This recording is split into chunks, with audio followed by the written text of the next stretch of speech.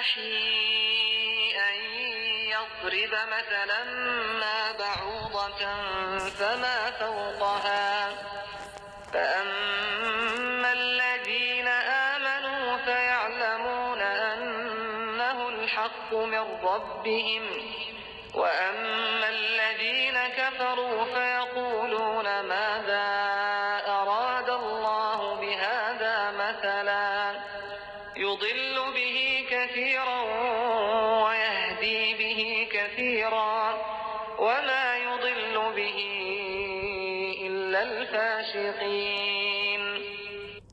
खुदा इस बात से आर नहीं करता कि मच्छर या उससे बढ़कर किसी चीज मसलन मक्खी मकड़ी वगैरह की मिसाल बयान फरमाए। जो मोमिन हैं वो यकीन करते हैं कि वो उनके परवरदिगार की तरफ से सच है, और जो काफिर हैं वो कहते हैं कि इस मिसाल से खुदा की मुराद ही क्या है। इससे खुदा बहुतों को गुमराह करता है और बहुतों को हिदायत बख्शता है, और गुमराह भी करता है तो नाफरमानों ही को।